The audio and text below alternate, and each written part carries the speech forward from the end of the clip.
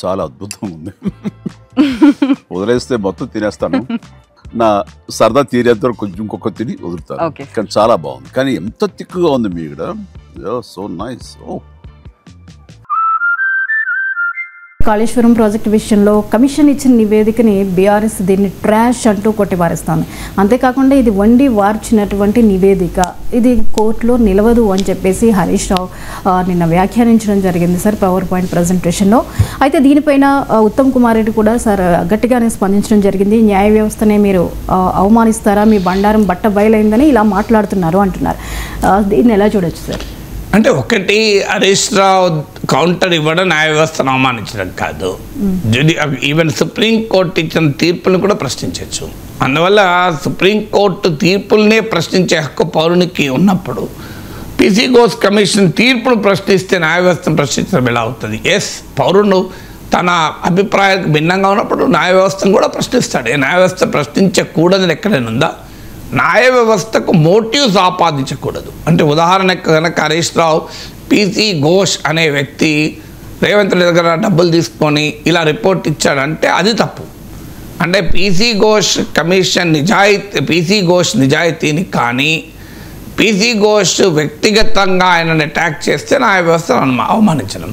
Commission రిపోర్ట్ను ఒక political attack చేస్తే అది న్యాయ వ్యవస్థను విమర్శించడం కాదు. అందులో ఆ విషయంలో ఉత్తమ్ కుమార్ రెడ్డి ఆర్గ్యుమెంట్ కరెక్ట్ కాదు. తర్వాత అదే సమయంలో ఇందులో పొలిటికల్ పాయింట్స్ ఉన్నాయి. ఇప్పుడు హరీష్ రావు మాట్లాడిన దాంట్లోనూ అలాగే ప్రభుత్వము ఆ కమిషన్ నివేదిక ఇవ్వడంలోనూ పొలిటికల్ ఆర్గ్యుమెంట్స్, కౌంటర్ ఆర్గ్యుమెంట్స్ ఉంటాయి. ఇదంతా ట్రాష్ అని, ఇదంతా గ్యాస్ అని, కేసీఆర్ని ఇబ్బంది పెట్టడానికే చేస్తారు. ఇవన్నీ political comments. I just simply ignore those political comments. కానీ సబ్స్టాన్షియల్ కామెంట్స్ వరకే మనం మాట్లాడగలం. కోర్టులో తేలాలి అన్నాడు. ఎస్, కరెక్ట్, కోర్టులో తేలాల్సింది. ఏదైనా PC Ghosh commission cannot be the finality, అది జ్యుడిషియల్ కమిషన్ అయినప్పటికీ కూడా. సో అందువల్ల తేలాల్సిన అంశాలు ఏంటి అనేది ఇక్కడ కీలకం. అందువల్ల ఇక రాజకీయాల్లో వీళ్ళు ఒకరంటారు, వాళ్ళు ఒకరంటారు. ఆ రాజకీయపరమైన అంశాలు పక్కకు పెడదాం. తేలాల్సిన అంశాలు చాలా కీలకమైన సబ్స్టాన్షియల్ అంశాలు ఉన్నాయి. ఒకటి, తుమ్మిడిహట్ట నుంచి మేడిగడ్డకు ఎందుకు మారినది అనేది ఎలాంటి ఆధారము లేదు. తుమ్మిడిగట్లో నీళ్లు లేవు అని చెప్పడం నిజం కాదు. ఈ మార్పును ఇంజనీర్స్ కమిటీ కూడా వ్యతిరేకించింది, దాన్ని కూడా అప్పటి ప్రభుత్వం దాచిపెట్టింది అనేది క్లియర్గా పీసీ ఘోష్ కమిషన్ ఆరోపణ కాదు. సెంట్రల్ వాటర్ కమిషన్ అంచనా ఉంది తుమ్మిడిహట్ట దగ్గర నీళ్లు లేవని, ఆ ఉన్న నీళ్ళలో కూడా పొరుగు రాష్ట్రాలు వాటా అడుగుతున్న నీళ్ళని, అందువల్ల ఆ హైట్లో కట్టలేమని. ఇది హరీష్ రావు వాదన బీఆర్ఎస్ తరఫున. అందువల్ల తుమ్మిడిహట్ట నుంచి మేడిగడ్డకు మార్చడం సమంజసమా కాదా, ఆ మార్చడం అనేది ప్రాపర్ అంచనాతో జరిగిందా లేదా, ఇది తేలాలి కోర్టులో. పాయింట్ 1 అంటే కోర్టులో రేపు తేలాల్సిన అంశాలు చెప్తున్నాను. అందులో సాంకేతిక పరమైంది. ఇప్పుడు తుమ్మిడిహట్టలో నీళ్ళున్నాయా, మేడిగడ్డలో నీళ్ళున్నాయా నన్ను అడిగితే నేనెట్లా చెప్తాను? ఆ మేడిగడ్డ నీళ్ళలో నేను దిగలే, తుమ్మిడిహట్ట నీళ్ళలో దిగలే, దిగిన అర్థం కాదు. I'm not a water resources expert. తుమ్మిడిహట్టలో నీళ్ళు ఇన్నున్నాయని, మేడిగడ్డలో నీళ్ళు ఉన్నాయని రాజకీయ ఉపన్యాసాలు, రాజకీయ విశ్లేషకులు ఇవ్వలేరు. సో ఫండమెంటల్ క్వశ్చన్, తుమ్మిడిహట్ట నుంచి మేడిగడ్డకు మారడం కరెక్టా కాదా? So that is a design and conceptual question. దీన్ని పీసీ ఘోష్ కమిషన్ ఒక జ్యుడిషియల్ కమిషన్ హోదాలో పరిశీలించి చాలామందితో మాట్లాడినాక రిపోర్ట్ ఇచ్చింది. దాన్ని బీఆర్ఎస్ కౌంటర్ చేస్తుంది. రేపు కోర్టులో అయినా తేలాల్సిన టెక్నికల్ పాయింట్ అది. So the shifting of Medigadda to shifting of Kaleshwaram project from Tummidihatti to Medigadda, ఇదే అన్ని సర్వరోగాలకు మూలం అనేది వాదన పీసీ ఘోష్ కమిషన్. ఇలా మార్చడం వల్ల టైము, కాస్ట్ అన్నీ పెరిగాయి, సేఫ్టీ కాంప్రమైజ్ అయింది అన్నది వాదన. సో అది తేలాలి. రెండవ ఏంటంటే ఈవెన్ మేడిగడ్డే కాదు, అన్నారం సుందిల్లా బ్యారేజ్లు కూడా జియోఫిజికల్ స్టడీస్ జరగకుండా, అంటే స్ట్రక్చరల్ సేఫ్టీకి అష్యూరెన్స్ లేకుండా అక్కడ కట్టారన్నది రెండవ ఆరోపణ పీసీ ఘోష్. ఇది తేలాలి. ఎందుకంటే ఆ జియోఫిజికల్ స్టడీ జరిగితే ఆన్ పేపర్ ఉంటాయి, ఉండకుండా ఉన్నాయి కదా. సో ఇవి క్లెయిమ్స్ అండ్ కౌంటర్ క్లెయిమ్స్ కాదు. ఇప్పుడు కేంద్ర ప్రభుత్వమే సెంట్రల్ వాటర్ కమిషన్ నీళ్ళు ఉన్నాయి నీళ్లు లేవని 9 గంటల్లో చెప్పింది అని అరెస్ట్ అంటున్నాడు. సెంట్రల్ వాటర్ కమిషన్ నివేదికలు ఉండవా? కోర్టుకు పోతే సెంట్రల్ వాటర్ కమిషన్ తరఫున లాయర్ రమ్మని నోటీస్ కూడా ఇస్తారు. అందువల్ల తేల్తాయి ఇవన్నీ. సో అందువల్ల రెండవది Annaram Sundilla structural safety compromise అయిందా? మూడవది అన్నారం సుందిల్లలో కట్టిన బ్యారేజీలు ఇవి వాటర్ మేడిగడ్డ కానీ అన్నారం కానీ అన్నారం కానీ సుందిల్లా కానీ కట్టిన బ్యారేజీలు అనేది వాటర్ స్టోరేజ్ కాదు, అది డైవర్షన్ కోసం కడతారు. అందువల్ల ఇక్కడ పబ్లిసిటీ కొరకు అక్కడ వాటర్ను ఎక్కువ కాలం నిలవబెట్టి వాటి సేఫ్టీని కాంప్రమైజ్ చేశారన్నది మూడో వాదన. ఇది నిజమా కాదా? ఇది కూడా టెక్నికల్ పాయింటే. సో ఆ బ్యారేజ్ విత్ స్టాండ్ అవుతుందా లేదా, అంతకాలం అన్ని నీళ్లు హోల్డ్ చేయొచ్చా లేదా, this is a civil engineering question. చాలామంది కోరుకుంటారు. ఇప్పుడు నాగేశ్వర్ అనేవాడు ఉత్తమ్ కుమార్ రెడ్డి రైట్ అనాలన్నా, హరీష్ రావు రైట్ అనాలన్నా. రాజకీయ పార్టీలకు అనుబంధంగా ఉన్నవారు ఏంటంటే వారికి నిజానిజాలతో సంబంధం లేదు. తమ నాయకుడు తమ వారు చెప్పింది కరెక్ట్ అనాలి అని. కానీ అలాంటి వాడు కరెక్ట్ అనలేడు, ఎందుకంటే ఐఎమ్ నాట్ అన్ ఎక్స్పర్ట్. ఇప్పుడు అన్నారం సుందిల్లా బ్యారేజీల్లో వాటర్ ఇంపౌండ్ చేయడం వల్ల, నీరు నిల్వ చేయడం వల్ల ఆ బ్యారేజ్ల స్ట్రక్చరల్ సేఫ్టీ కాంప్రమైజ్ అయింది అనేది పీసీ ఘోష్ కమిషన్ ఆరోపణ.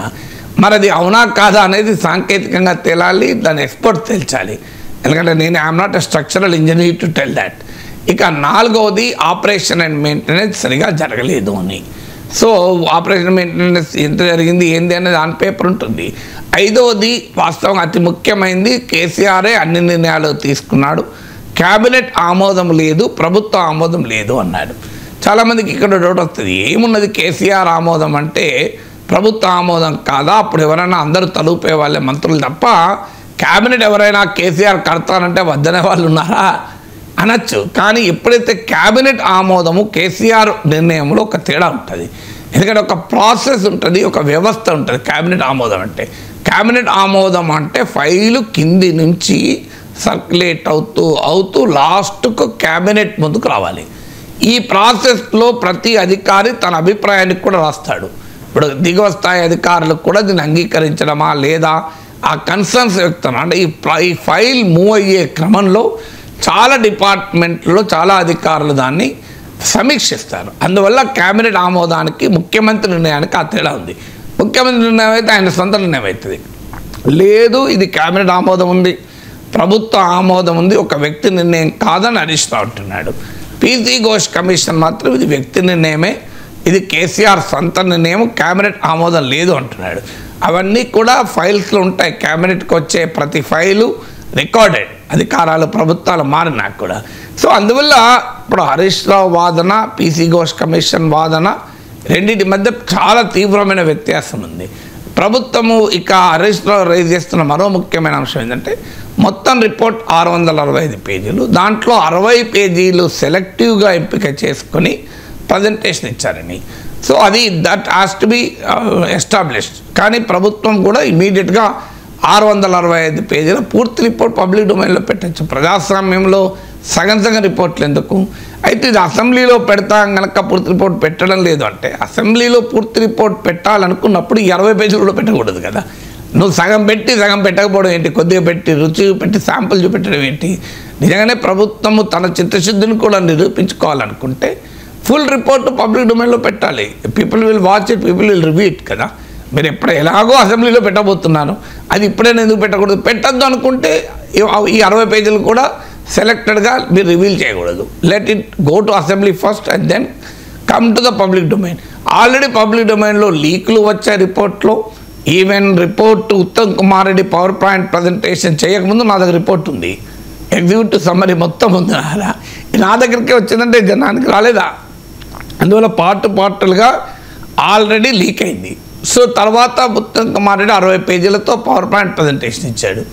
సో అందువల్ల ఇంకా శాంక్టిటీ ఏమున్నది రిపోర్ట్, ఆ సీక్రెట్ ఏముంది, ప్రోటోకాల్ ఏముంది అసెంబ్లీలో పెట్టాలని? Keep it in the public domain. ఇప్పుడు హరీష్ రావు ఒక సవాల్ చేశాడు, 665 పేజీలు బయట పెట్టండి, ఇది మీరు సెలెక్టివ్గా వండి మార్చాలని. ఈ అపప్రద ఎందుకు? నిజంగానే అది నిజం కాకపోతే అపప్రదే కదా, ఎందుకు మూట కట్టుకోవాలి? అందువల్ల రేవంత్ ప్రభుత్వం దీని పూర్తి రిపోర్టు పబ్లిక్ డొమైన్లో తక్షణం పెట్టాలి. పెట్టడం వల్ల in the interest of transparency అది అవసరం. దానిపైన సమగ్రమైన చర్చ అల్టిమేట్గా కోర్టులో తేలాలి ఇది.